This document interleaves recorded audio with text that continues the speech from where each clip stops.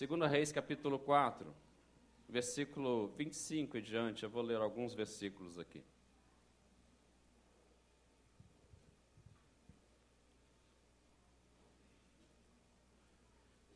Amém, misericórdia? Ou escola de formação no domingo de manhã? A partir do versículo 25 diz assim: Partiu ela, pois, e foi ter com o homem de Deus ao Monte Carmelo. Vendo-a de longe, o homem de Deus disse a Geazi, seu moço: Eis aí a sunamita, corre ao seu encontro e diz-lhe: Vai tudo bem contigo, com teu marido, com o menino? E ela respondeu: Tudo bem. E chegando ela, pois ao homem de Deus, ao monte, abraçou-lhe os pés, prostrou-se aos seus pés. E então se chegou Geazi para arrancá-la, para tirá-la, para afastá-la. Mas o homem de Deus lhe disse: Deixai-a, porque a sua alma está em amargura. E o Senhor me encobriu, o Senhor não me revelou, não me manifestou. E disse ela: Pedi eu ao Senhor algum filho? Disse eu: Não me enganes. E eu disse ao profeta Geazi: Cinde os lombos, toma o meu bordão contigo e vai. Se encontrares alguém, não saúdes. E se alguém te saudar, não respondes. Põe o meu bordão sobre o rosto do menino. Porém disse a mãe do menino: Tão certo como vive o Senhor, e vive a tua alma, não te deixarei. Então ele se levantou e a seguiu. Até aí. Senhor, louvamos o teu nome nesta noite. Te louvamos, Pai, pela tua presença aqui neste lugar. Te louvamos, Senhor, porque aqui estão pessoas que o Senhor ama, aqui tem pessoas que, ó Deus, o Senhor não abre mão, aqui tem pessoas que o Senhor conhece, ó Deus, cada um pelo nome. Por isso alcança nesta noite, Pai, de forma especial, cada família aqui representada. Meu Deus, alguns vieram, ó Deus, com angústia na alma, e talvez esta angústia, ó Deus, perdurou aí pelas semanas, ou meses, ou anos que isso já acontece. Alguns com um clamor na alma, Senhor, pela família, ó Deus, por um relacionamento familiar mais saudável, mais sadio. Ó Deus, alguns lutando, Senhor, dentro de casa, ó Deus, com um filho que saiu, que abandonou, alguns lutando com uma enfermidade, Senhor, que apavora, que amedronta. Senhor, alguns lutando, Senhor, porque não tem recursos financeiros para suprir as necessidades diárias. Meu Pai, são tantas as famílias que têm passado, Senhor, por lutas e tribulações, adversidades, mas o Senhor é o nosso Deus. O Senhor é o nosso socorro. O Senhor é o nosso refúgio. O Senhor é a nossa fortaleza. O Senhor é a nossa torre forte. É no Senhor que nós confiamos. E o Senhor é o Deus que instituiu a família. E o Senhor fez a família, ó Deus, com o objetivo de ser relacionamento prósperos, Pai. O Senhor constituiu família, projetou família para ser um lugar que é um porto seguro, Senhor. E muitas famílias aqui não têm sentido isso, a sua casa como um porto seguro. Mas nesta noite, nesse início de tarde, de noite, Pai, eu creio que o Senhor vai falar aos nossos corações em nome do Senhor Jesus. Amém e amém.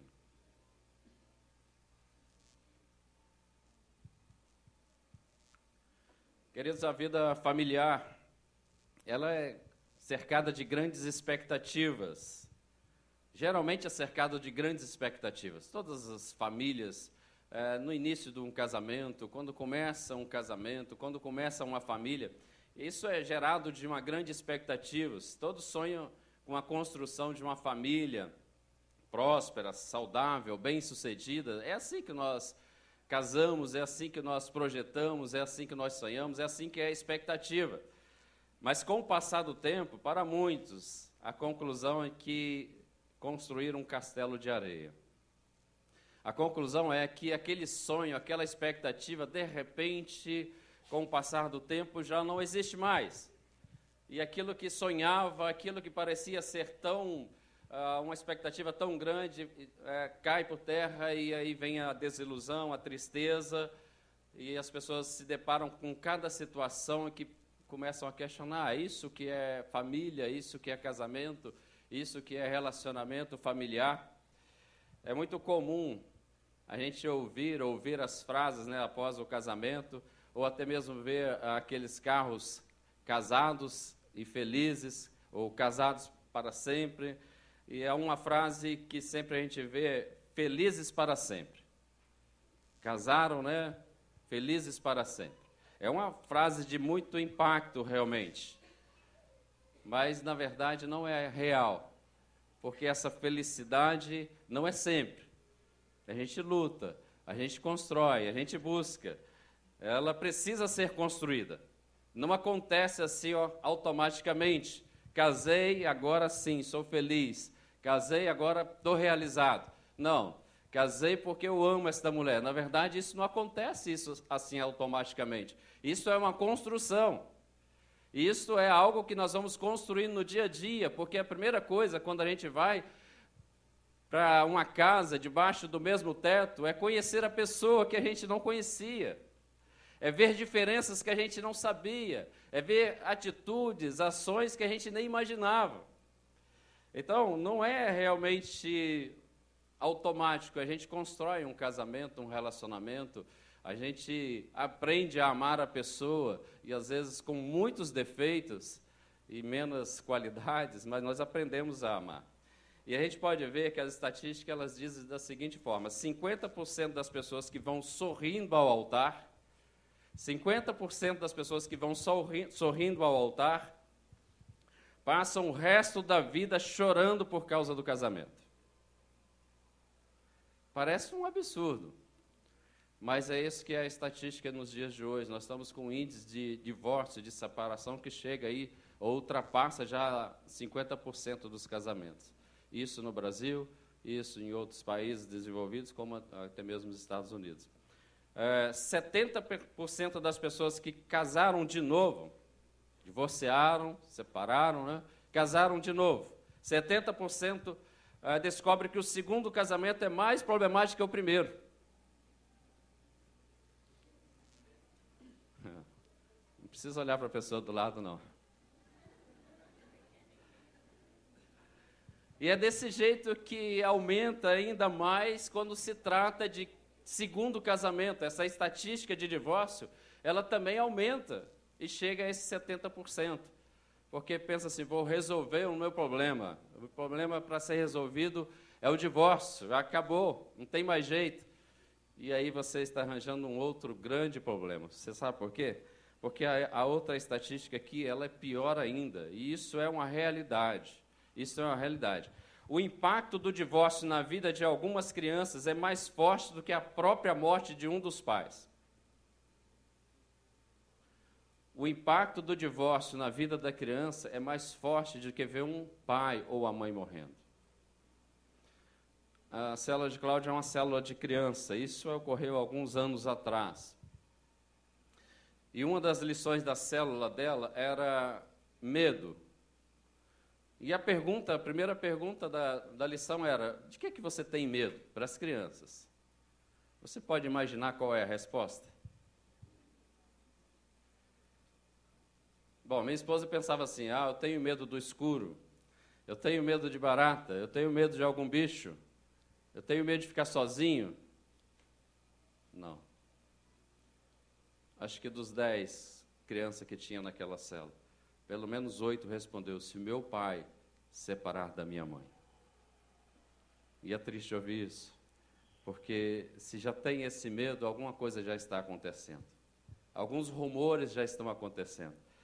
Então, queridos, é fato que que toda família na face da terra, ela enfrenta mesmo momentos de tensões, de lutas, de batalhas, de adversidade, de enfermidades, de luto, de perda. Agora, o que nós precisamos saber é o seguinte, que família, em primeiro lugar, é uma relação espiritual. É uma relação espiritual fundamentada pelo próprio Deus. E ela funciona melhor quando as pessoas estão ligadas individualmente a Deus, ao Senhor. E quando elas estão individualmente ligadas ao Senhor, aí anda melhor. Quando nós começamos a obedecer a palavra, quando nós começamos a ler as Escrituras, estudar, orar individualmente, orar em grupo, orar em família, culto doméstico, as coisas melhoram. As lutas, nós conseguimos vencer com mais facilidade. Elas não vão acabar, essas adversidades, essas tempestades não vão sumir. Mas nós conseguimos administrar isso de uma forma bem mais saudável, sadia, sem machucar e sem ferir aquelas pessoas que a gente mais ama. Então, nós precisamos, em primeiro lugar, restaurar o nosso relacionamento com o Senhor. E depois nós vamos começar a investir na nossa família. E se a gente olhar esse texto que nós lemos, e o que nós queremos chamar a atenção, e este que é o tema da mensagem, a vida desta mulher, o que ela sofreu, o que ela passou, e diante de uma pergunta, ela responde, tudo bem. Vai tudo bem com a sua casa? Vai tudo bem com a sua família? Vai tudo bem com o seu esposo? Tudo bem com o seu filho? E ela responde, tudo bem. E a gente vê no texto que realmente não estava bem. Havia uma luta e uma batalha muito grande, havia uma perca ali muito grande. O sonho daquela mulher havia sido realizado e concretizado. Agora aquele lar frio, agora aquele lar que estava frio, sem uma criança, tem uma criança agora, tem um sorriso de uma criança, tem um calor de uma criança. Aquela mulher era estéril, ela não poderia ter filho, o marido já estava até velho. E de repente, junto com o profeta dá uma palavra direta para ela, e uma palavra que ela nem esperava. Daqui a 1 ano você vai estar com o filho no colo. Então aquela mulher recebeu este filho, uma promessa do Senhor, e aquele filho encheu a casa de alegria. Criança é assim, não é? Criança enche a nossa casa de alegria. Lá em casa já cresceram, o Lucas já está com 24, a Rebeca com 19. Mas eu falo com o Cláudio, nós podíamos ter mais uns 2. Vamos arranjar mais 2, dá tempo ainda.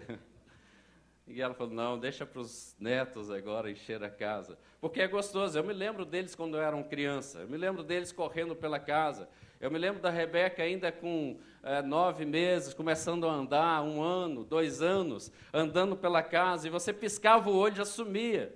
E você ia procurar, estava debaixo da mesa, estava debaixo da cama, ou às vezes estava lá debaixo do tanque com a bucha que lava até o banheiro na boca. Mas aquilo enchia a nossa casa de alegria. Aquilo era sempre um prazer ter aquelas crianças. Como é também na sua casa, quando os meninos correm, quando pulam, quando faz toda aquela bagunça. Agora imagina quando junta todas as famílias, todos os irmãos, como a gente fazia todos os finais de ano. Juntava todo mundo, aquele monte de crianças dentro de casa, pulando, correndo, e era geralmente no final do ano, na hora de abrir aqueles presentes, você via os olhos brilhando e pulando de alegria dentro de casa. Aquilo para a gente era a maior felicidade. Para os meus pais nem se fala. Então, aquela mulher ela começou a provar disso, de um sorriso de uma criança que até então não tinha, de um calor de um filho. E olha, em Israel, um filho era considerado a maior bênção, a maior alegria. E eu creio que não só em Israel, mas para nós também. Família é o nosso maior patrimônio, um filho é a nossa maior herança. Então Israel era desse jeito que ele tratava, a maior alegria era ter um filho. Aquela mulher não podia dar um filho àquele marido, aquela família não tinha um sucessor, aquela família não tinha mais gerações, porque ela era estéril. E de repente Deus a abençoa, e ali aquela mulher tem. E de repente, com o passar do tempo, aquele menino cresceu, e aí a crise bateu a porta. A família daquela mulher começou a sentir as dores de perder um filho logo no início, gozou de toda aquela alegria e de repente o filho morre. Agora esta família é um grande exemplo para nós. Essa família tem para nós alguns exemplos que a gente tem que colocar em prática, não podemos abrir mão para manter o sucesso e a prosperidade dentro do relacionamento familiar. A primeira atitude que a gente aprende com esta família, com essas pessoas que não têm nenhum nome na Bíblia, ela só é chamada de sunamita. Não aparece nenhum nome desta mulher, ela é sunamita porque é da cidade de uma região que se chama Sunem. Então é sunamita, e o esposo, não tem nenhum nome. Mas tem muito que nos ensinar através da família deles. Primeira coisa é não abrir mão dos princípios e valores fundamentais para a família. Havia nesta família respeito, honra, fidelidade entre os cônjuges. Havia, a despeito talvez até da diferença da idade, a Bíblia não fala dela, mas o marido era velho, mas havia respeito, havia fidelidade, havia compromisso com aquele casamento, havia compromisso com aquela família. Essa mulher, ela respeitava este marido. Olha, queridos, uma das coisas que acaba com a família, uma das coisas que acaba com o casamento, é quando começa a faltar o respeito. Quando começam as palavras a agredirem, quando começam as palavras a afrontarem, quando começa palavrão, xingar, criticar de forma dura, esta palavra vai lá no fundo da alma, no coração. E aí vem o desrespeito. E aí quando vem uma palavra desta, o retorno também é uma palavra de desrespeito. E para partir para a agressão, e para partir para uma agressão física, é pouca coisa. É um fio só. Então, quando vem o desrespeito, isso está direcionando já para um fim, para um divórcio, para um rompimento deste casamento. Nesta casa havia respeito, havia honra, havia fidelidade. E um lar só subsiste com honra, respeito e fidelidade. Respeite o seu marido, respeite a sua esposa, respeite o seu pai, respeite o seu filho, respeito. Outra coisa, os papéis estavam bem definidos. Ela como esposa, como mãe, zelosa na sua casa, apoiadora, tinha papéis bem definidos dentro deste lar. Não estava o homem fazendo o papel da esposa, nem a esposa fazendo o papel do esposo. Os papéis eram respeitados e cada um fazia. Hoje, uma das coisas que a gente mais erra dentro da nossa casa, e eu me coloco também nessa posição, como homem, é assumir um sacerdote dentro da minha casa. É ser aquele homem que é um representante de Deus para a minha família. É aquele que puxa a oração, é aquele que puxa a vida espiritual, é aquele que segura a família na oração, é aquele que é o canal de Deus para a família. E nós, homens, temos falhado muito nisso, e as mulheres estão tomando a frente. Esse é um papel do homem, e às vezes a mulher está fazendo porque nós estamos parados e não desempenhamos esse papel dentro da nossa casa. E isso gera uma família doente espiritualmente. Nós precisamos assumir os nossos papéis. Ela era apoiadora, e ele, como esposo, era um sacerdote, era um provedor, era líder, era um homem que era líder na sua casa. E quando se fala líder, não é ser autoritário. Eu coloco comida nessa casa, faço o que eu mando. Não é isso. Não é isso que esse homem era líder e era esse papel que ele estava desenvolvendo. Pelo contrário, ele amava esta mulher.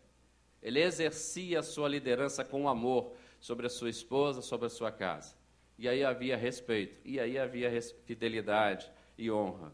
Ele era um líder, era um provedor, um pai que ensinava, por exemplo. Quando este menino passou mal, quando o filho que nasceu, o filho que Deus deu passou mal, ele estava junto com o pai, aprendendo alguma atividade que o pai estava ensinando. Então ele era um pai que ensinava com exemplo. Havia temor de Deus. Eles serviam a Deus com alegria. O lar era consagrado ao Senhor. Uma das coisas principais, eu acho, assim, fenomenal, aquele casal, no início do ministério de Jesus, quando ele começou o primeiro milagre, foi convidar Jesus para o casamento. E ali Jesus transformou a água em vinho. Ali aquele casamento já estava começando com uma grande derrota, mas Jesus estava presente. E onde Jesus está presente, há milagres. Aonde Jesus está presente, o casamento é restaurado. Aonde Jesus está presente, a família é restaurada. Então, havia alegria neste lar, porque Deus estava presente. Aquele lar era consagrado ao Senhor. Na semana que vem, eu vou estar indo a Minas Gerais, a Resplendor, porque os meus pais vão estar completando 53 anos de casados. Maravilha ainda, porque eu vou estar ministrando ali aquela cerimônia de 53 anos de casado. E vai ser bênção pura. Mas você sabe quanto tempo meu pai tem que ele tomou a decisão de andar com Deus? 4 meses. Durante esses 53 anos de casado, a minha mãe sempre batalhando com Deus, Senhor, este homem vai se converter. Não foram dias fáceis, não.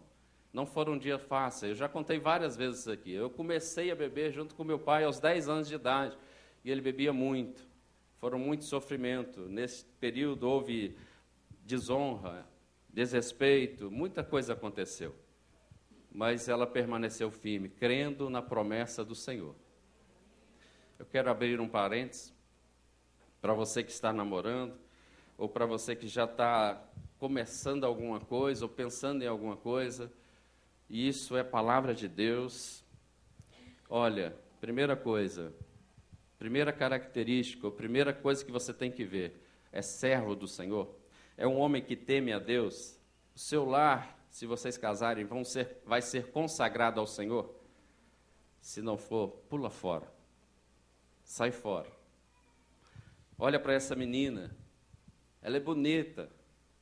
Mas se não tem uma vida com Deus, se a sua vida não tem nada a ver com a palavra do Senhor, pula fora. 99,9% desses casamentos acabam em divórcio. Não dão certo. Não dão certo. Alguns eu tenho acompanhado. E a luta é tremenda. E a luta é tremenda. Ao ponto de essas pessoas, quando entram neste relacionamento e lutam e não conseguem, chega a um ponto que elas começam, ou eles começam, a torcer para que haja uma infidelidade. E aí tem algum respaldo na Bíblia para uma separação.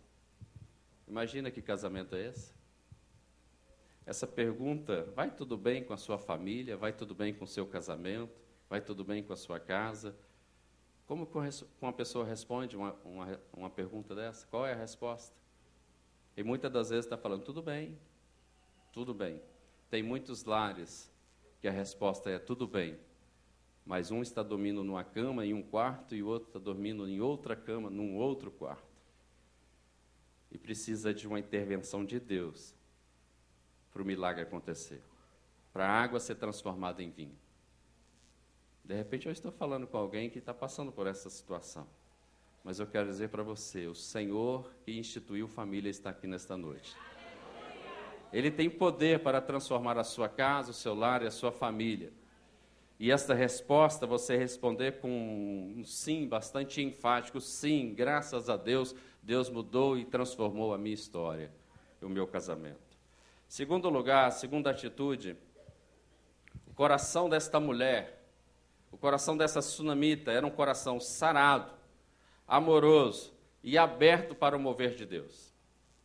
Essa mulher, ela tinha motivos para ser uma pessoa ferida e amargurada, porque só por ser mulher já não tinha grande valor naquela época e naquela sociedade. Aliás, os judeus, eles oram da seguinte forma, Senhor, muito obrigado porque eu não nasci mulher. Essa é uma das orações. Então, por si só, ela tinha muitos motivos para ser uma pessoa amargurada, ferida. Pior ainda, era estéril, não podia dar filhos. Pronto.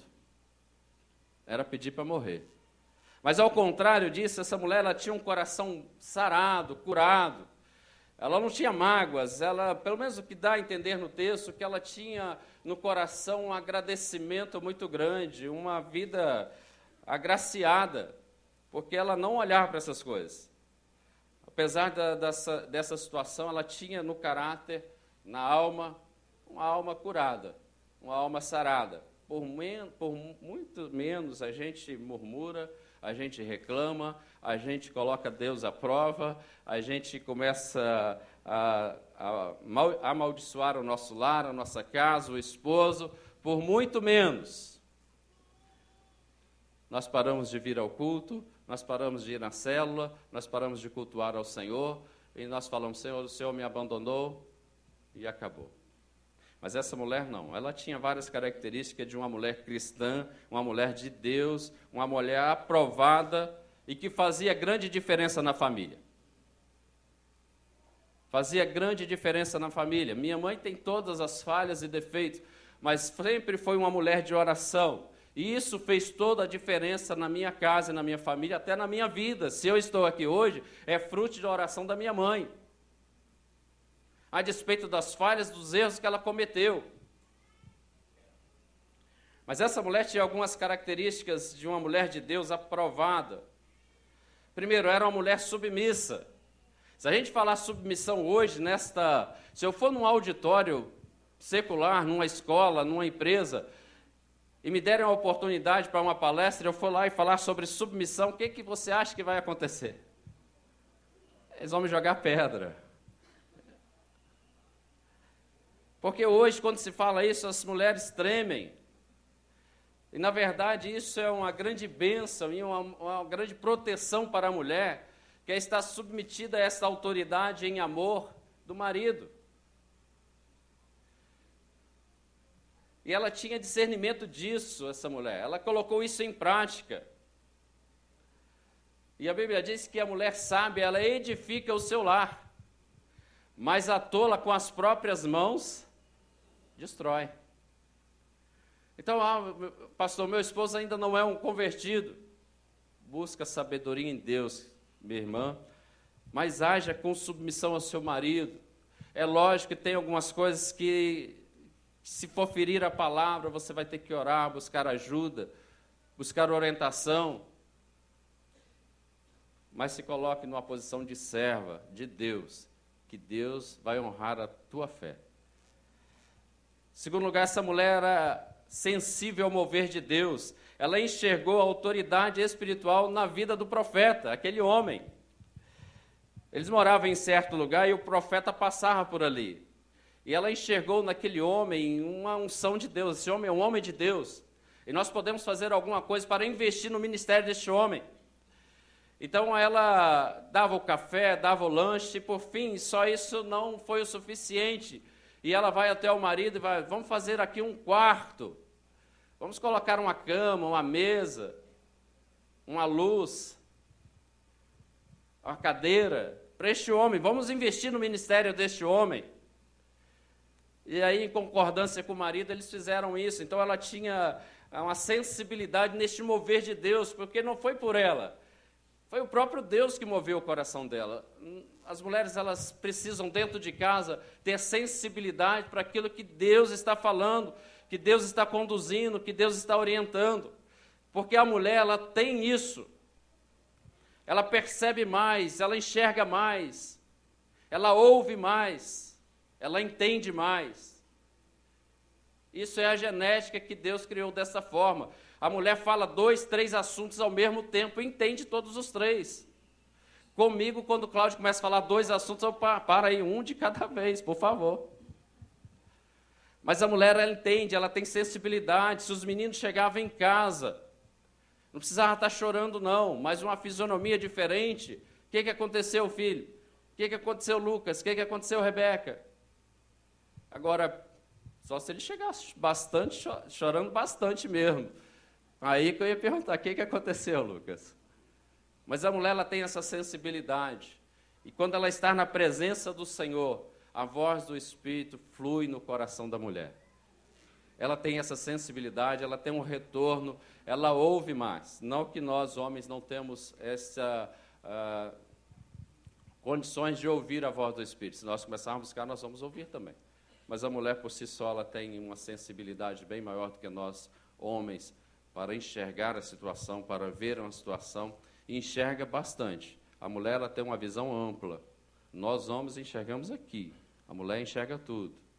Por isso que, se perguntar, você lembra daquele dia, no casamento, o vestido que fulano estava? A cor é essa, tinha um brinco assim, assim, assado, o sapato tinha esse detalhe, na manga da gola da camisa tinha isso, assim, assim, assado.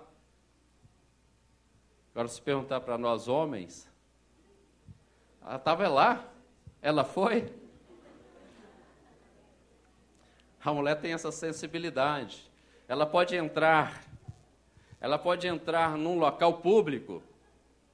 Ela pode entrar num local público, no banheiro público. E quando ela acabar de fazer as necessidades, não tem mais papel. Tem uma outra do lado que ela nem imagina quem é. E ela vai conversar com a outra normalmente. Ei, tem papel higiênico aí? Passa para mim. Como é que é o seu nome? Aí começa as duas a conversar, um do lado, outro do outro. Aí sai do local, sai do banheiro. E vem as duas conversando, e o marido esperando lá fora. Quem é essa daí? Ah, não sei, eu conheci ela agora, dentro do banheiro. Porque tem essa sensibilidade, tem essa facilidade na comunicação. Essa mulher tinha sensibilidade ao mover de Deus. Terceira coisa que essa mulher tinha, uma característica de uma mulher cristã: gratidão, contentamento. Olha que o profeta perguntou, diante daquela situação, ela preparava os lanches, preparou aquele local, aí o profeta falou com o assistente dele, pergunta a ela o que ela está querendo, o que ela precisa. E ela falou, eu não preciso de nada, estou contente com a minha família, estou contente com aquilo que Deus me deu, estou feliz, estou grata a Deus por tudo quanto Ele me deu, não preciso de nada, fique à vontade aqui. Olha, essa mulher não tinha filhos. Ela poderia pedir isso de imediato, eu quero um filho, mas ela não pediu. Ela tinha um coração alegre e contente com aquilo que ela tinha. E muitas das vezes nós estamos querendo aquilo que nós não podemos, e aquilo que Deus quer nos dar, nós não estamos querendo. Nós rejeitamos, e murmuramos e reclamamos de Deus. Queremos tantas coisas, e não temos um coração grato. Você pode olhar para a sua família, você pode olhar para o seu filho, para o seu esposo, você pode olhar para a sua casa e começar a reclamar. Mas se você parar, você vai ver que Deus está te abençoando e muito. Deus está te abençoando e muito. E você está sendo ingrato com aquilo que Deus está te abençoando. E outra característica desta mulher, ela tinha fé. É uma mulher de fé. Ao ver o filho morto, ela não se desesperou. É lógico, ela agiu com pressa. Não se revoltou, não murmurou, pelo contrário, ela foi direto ao homem de Deus. E quando ela chegou naquele homem de Deus, a pergunta é, vai tudo bem contigo, com seu esposo e com o filho? E a resposta é, tudo bem. Mas ela foi até o profeta e falou com ele, porque ele que deu esta palavra, não foi ela que pediu o filho. E ele deu esta palavra, mas sabendo que ele tinha autoridade de Deus, do céu, para reverter aquela situação. Na verdade, quando ela foi atrás dele, foi falando, você pode, você tem autoridade, porque eu conheço a sua vida. E ela sabia que aquele homem tinha autoridade de Deus. Tanto que ele mandou o servo, vai, coloca aquele bordão, é o texto que nós lemos, no rosto do menino. E ela falou assim, opa, peraí, eu não saio daqui se o Senhor não ir comigo, porque a bênção está na vida do Senhor, eu quero essa bênção. É a mesma situação daquela briga, que eu não largo o anjo, eu não largo, e Jacó foi abençoado. Então eu não largo. É a mesma briga que de Jairo com Jesus, que a filha estava morta. E a Bíblia diz que ele prostrou aos pés de Jesus, não, você vai na minha casa, nós vamos na minha casa. E Jesus foi à casa de Jairo e a filha foi curada. Esta mulher agiu da mesma forma. Eu tenho fé, você tem que ir lá na minha casa. Uma coisa que você precisa na sua casa hoje é a presença de Jesus. É a presença da graça de Deus na sua casa. É a presença do Espírito Santo. Isso você não pode abrir mão. Faça como esta mulher. Não, eu não saio daqui, Senhor, se o Senhor não for comigo. Eu preciso da presença do Senhor na minha casa. Aquela mulher tinha coragem para enfrentar a adversidade. Ela não lamenta, mas toma atitude. Fala com o esposo, manda um jumento, manda um servo trazer um jumento. E ela montou naquele jumento, e partiu. Se tivesse radar ali, ia pegar no radar, porque ela foi a 1000 naquele jumento. E foi com determinação, coragem, para enfrentar aquilo. Sexta característica dessa mulher, ela é hospitaleira, disposição para servir. Tanto que ela fez isso, alimentou e hospedou Eliseu, o profeta, em acordo com o marido. Bom, vamos para frente aqui. A terceira exemplo dessa família para nós é que na hora da crise, não agir pela emoção, mas buscar a direção de Deus. Veio uma crise, e olha que não era pequena, mas ela não agiu pela emoção. Ela não agiu pelos seus próprios braços. Eu vou resolver isso. Porque muitas das vezes, diante de uma crise, diante de uma adversidade, diante de um problema, nós queremos resolver no braço. Nós queremos resolver nessa hora da raiva, da emoção. Essa mulher sofreu a perda na sua família. A crise bateu a porta, mas ela agiu com sabedoria. Ela agiu com sabedoria, não foi pela sua emoção, mas com sabedoria. Tinha sensibilidade para ouvir a voz de Deus. Ouviu e foi até o profeta. Entristece o nosso coração quando a gente vê alguém atribuindo a Deus a responsabilidade de alguma desgraça na vida. Entristece o nosso coração. Quando uma pessoa fala que é Deus que permitiu, é Deus que fez assim, é Deus que está pesando a mão sobre a minha vida, é Deus. E, na verdade, se a gente for olhar, é as nossas atitudes, é o que eu fiz, é a minha responsabilidade que levou a minha casa a ficar desse jeito. Essa mulher não, ela agiu com sabedoria. Ela tomou a decisão, eu creio, mediante oração.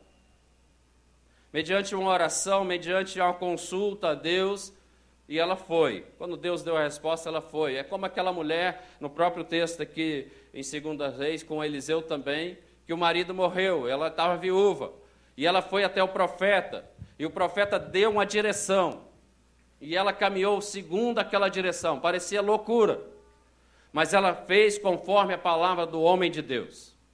E nós muitas vezes estamos querendo fazer conforme a nossa palavra, o nosso jeito, a nossa hora, o nosso momento. E aí as consequências vêm. E aí a família toda sofre. Toda a família sofre. A responsabilidade das decisões erradas, nós colhemos. Nós colhemos.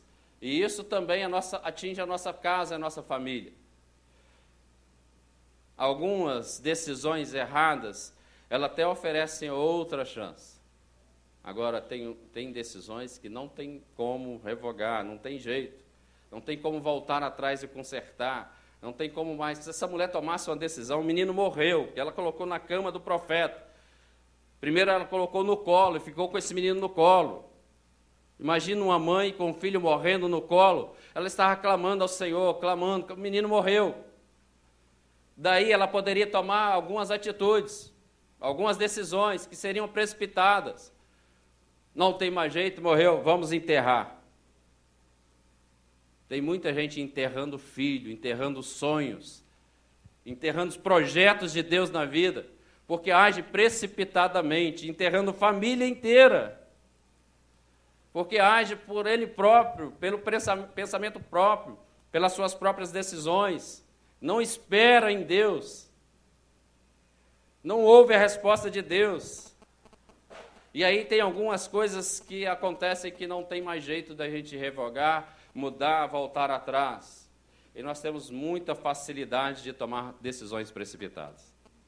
Nós somos extremamente ansiosos. A Bíblia diz, lançai a vossa ansiedade sobre mim, porque eu tenho cuidado de vós. Mas nós agimos ao contrário.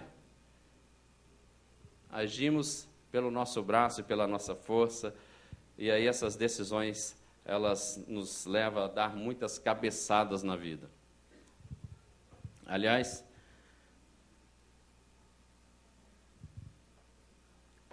tem 3 mulheres que você, homem, não pode deixar de ouvir. Aliás, até as mulheres também. Primeiro, a sua mãe. Quando a mãe dá uma orientação, quando a mãe dá uma direção, ouve. Tem fundamento aí. Segunda mulher, a esposa. Quando a sua esposa fala, não faz esse negócio, ouve, homem. Não vai lá, não é hora, ouve, marido. E a terceira mulher é a mulher do GPS. Quando ela falar, siga aquilo ali, que senão você vai chegar errado.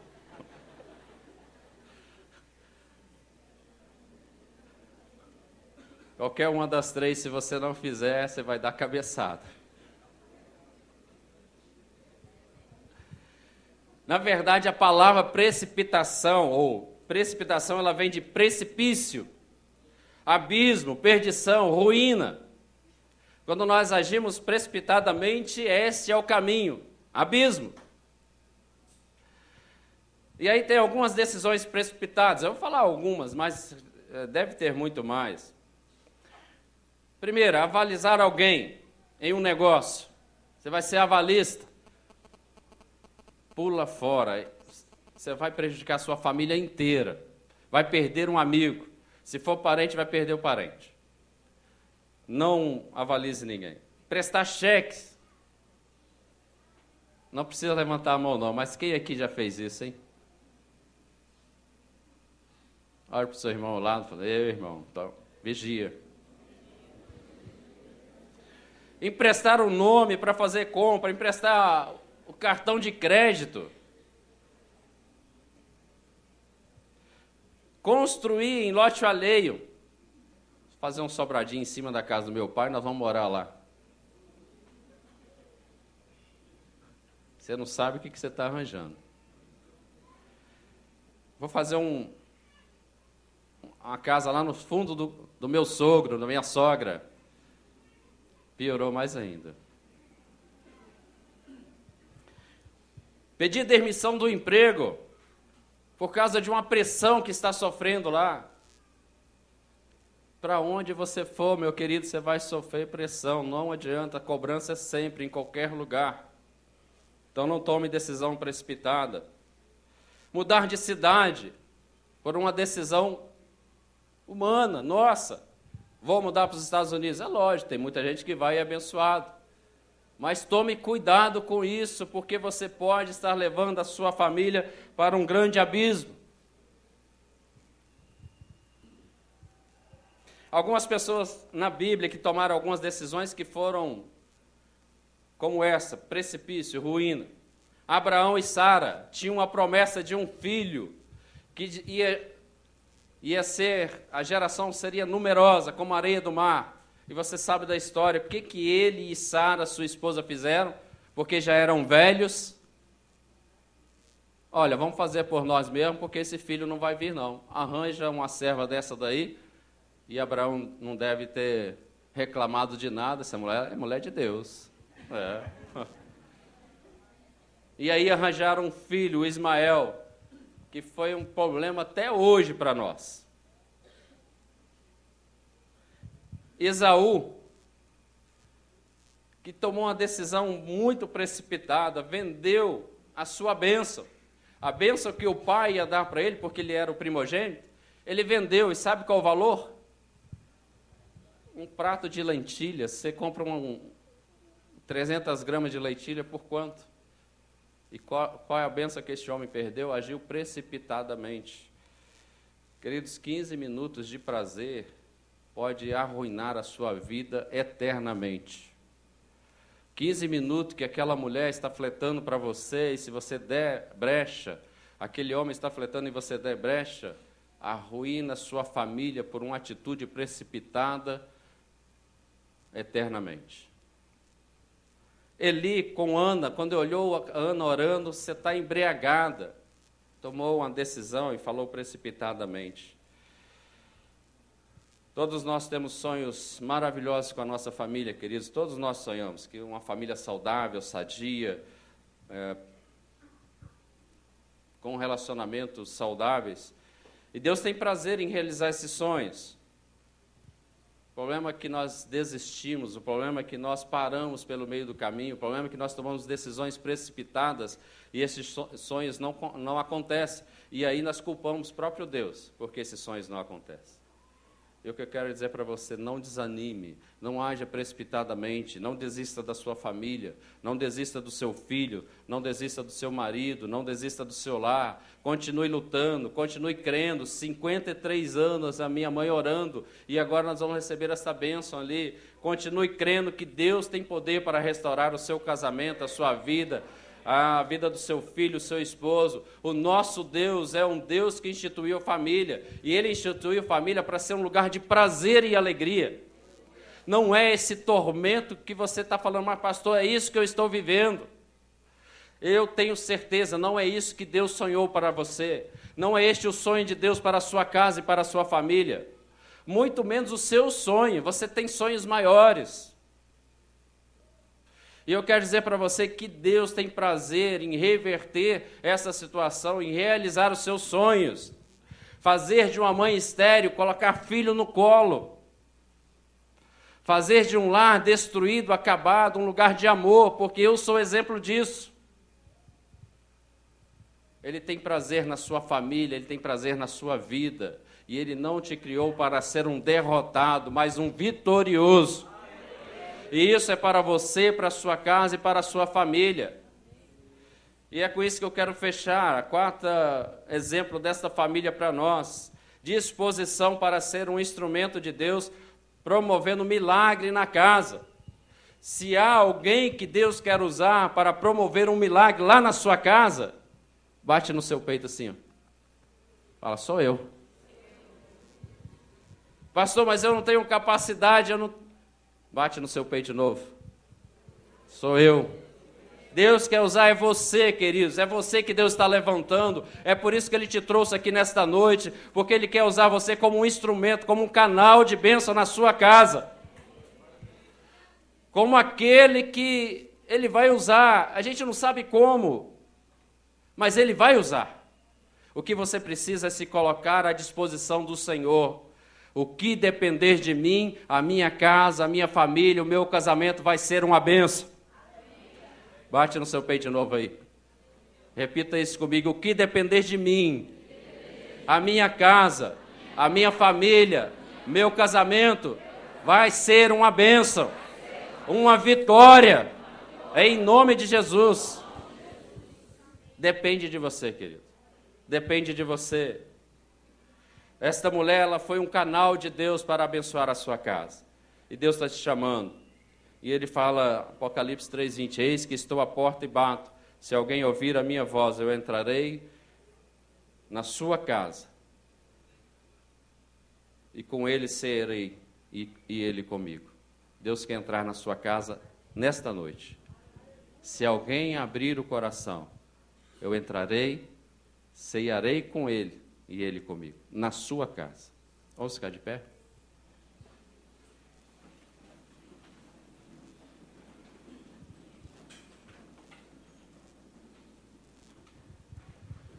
Queridos, não adianta nada a gente vir para a igreja, ouvir a palavra do Senhor e não colocar em prática. Todos ouviram.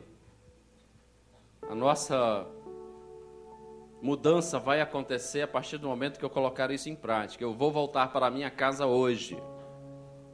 E você sabe como que está o clima, como que está o ambiente. Você sabe como que está o relacionamento. Talvez alguns voltar para casa não é prazer. É um tormento. Você sabe disso.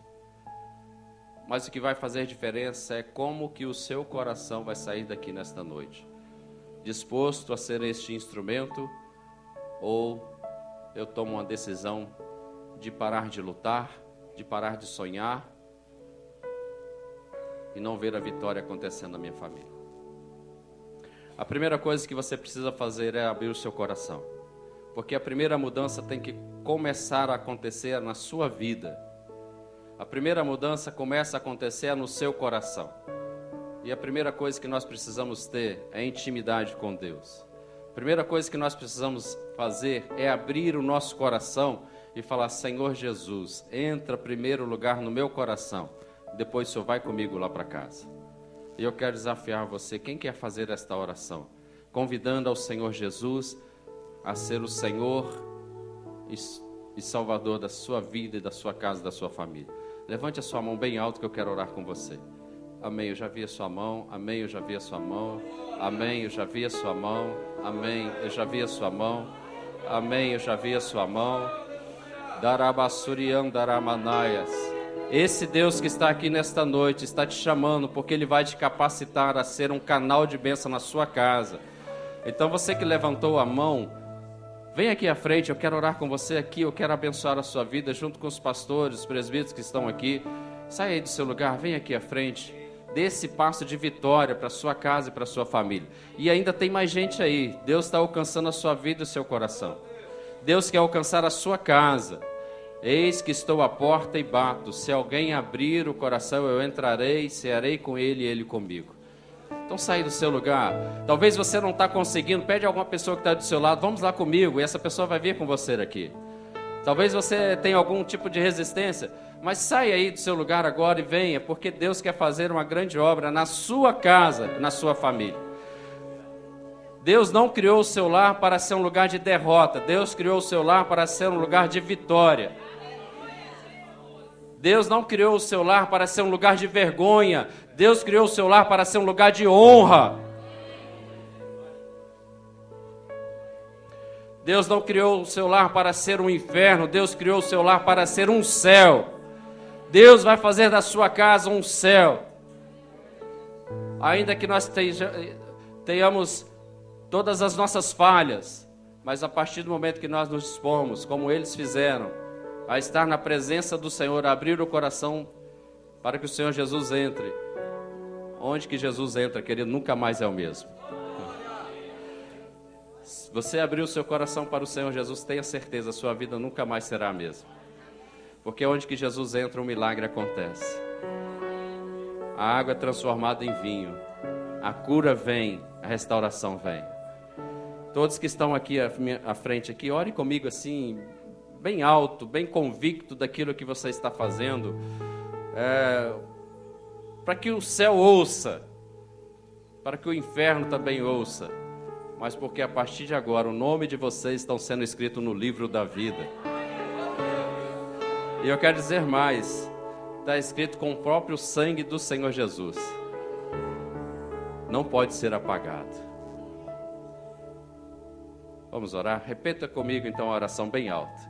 Senhor Jesus, mais alto ainda, Senhor Jesus, neste momento, eu abro o meu coração e te convido para entrar e ser o Senhor, Salvador da minha vida. Eu te aceito como meu único e exclusivo Deus na minha vida. Senhor Jesus, da mesma forma, vamos comigo na minha casa, porque quando eu chegar lá, eu vou abrir a porta e vou falar: entra primeiro, Jesus, porque esta casa é sua. Faça morada aqui, Senhor. Seja o cabeça, seja o pastor da minha vida e da minha família, em nome do Senhor Jesus. Amém. Pai, louvamos o teu nome por cada vida aqui presente. Senhor, não deixe que o inimigo venha roubar esta semente plantada, mas esta semente vai germinar e vai dar frutos a 100 por 1, meu Pai. Nós vamos ver, meu Deus, estas famílias sendo transformadas pelo poder do teu nome, Senhor. Toma em tuas mãos, nós não sabemos exatamente o que está se passando na casa de cada um, mas o Senhor sabe, e o Senhor conhece cada um aqui pelo nome. Nesta noite, Senhor, eles estão convidando: vamos na minha casa. E eles não vão estar só, porque o Senhor estará acompanhando até a casa. E a casa que o Senhor entra, Senhor, o milagre acontece. Nós os abençoamos e profetizamos o milagre do Senhor nessas casas, em nome do Senhor Jesus. Amém. Vira para frente agora para a igreja. Esta é a nova família também de vocês aqui que vocês estão recebendo.